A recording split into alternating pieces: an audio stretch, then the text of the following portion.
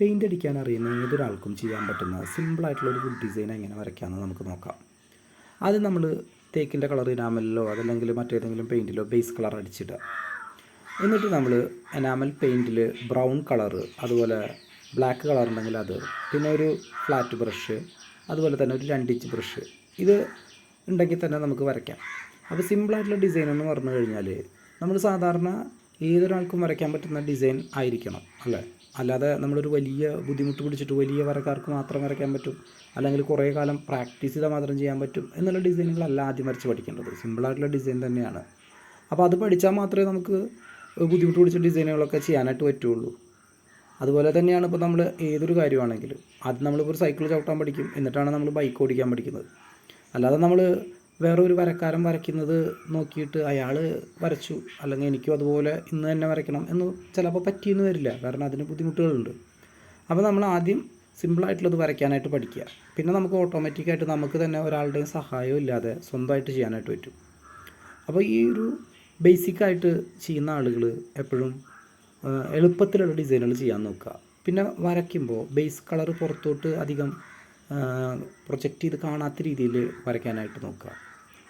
നമ്മൾ ചില ആളുകൾ വരച്ച് കഴിഞ്ഞാൽ കാണാറുണ്ട്, ഒരു വര വരച്ച് പിന്നെ അടുത്ത വര കുറേ ദൂരെ കിടക്കും, അത് ഭയങ്കരമായിട്ട് വലിഞ്ഞ് ചിലപ്പോൾ ഡാർക്കാവും, ചിലപ്പോൾ അതിനൊരു ഷേപ്പൊന്നും ഉണ്ടാവില്ല.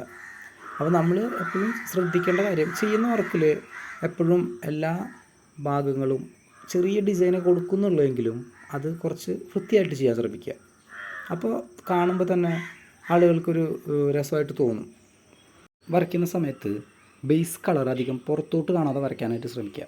പക്ഷെ അങ്ങനെ വരയ്ക്കുമ്പോൾ നമ്മൾ കുറേ വരകൾ വരയ്ക്കണമെന്നല്ല, അതിനെ നമ്മുടെ ആ ഒരു വരയ്ക്കുന്ന കളർ കൊണ്ട് തന്നെ ഏറെക്കുറെ അങ്ങ് ഫില്ല് ചെയ്യാൻ ശ്രമിക്കുക.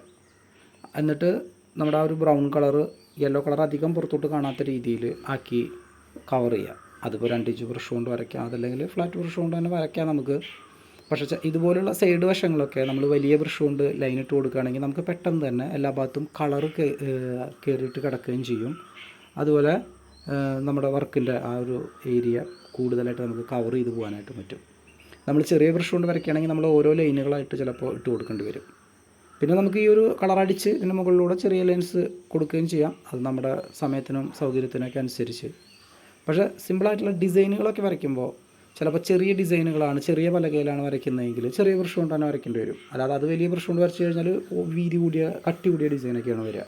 അപ്പോൾ നമുക്ക് 2 രീതിയിലും വരയ്ക്കാം, വലിയ ബ്രഷുകൾ കൊണ്ടും വരയ്ക്കാം, ചെറിയ ബ്രഷുകൾ കൊണ്ടും വരയ്ക്കാം.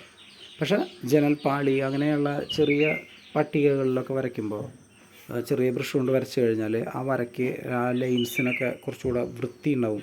അതുപോലെ സമയം എടുക്കും ചിലപ്പോൾ ചെറിയ ബ്രഷ് ഉപയോഗിച്ച് വരയ്ക്കുമ്പോൾ, അത് നമ്മളെപ്പോഴും ശ്രദ്ധിക്കണം. വലിയ ബ്രഷ് ആണെങ്കിൽ ഏരിയ കൂടുതൽ കവറാവുന്നതുകൊണ്ട് പെട്ടെന്ന് വർക്ക് തീരും, പക്ഷേ വരയ്ക്ക് കുറച്ച് കട്ടി കൂടുതലുണ്ടാവും. പിന്നെ നമ്മൾ ഓരോ ഒറിജിനൽ തേക്കിൽ നിന്നും അതിൻ്റെ ഡിസൈനുകൾ നോക്കിയിട്ട് അതുപോലെ ചെയ്ത് പഠിക്കുക.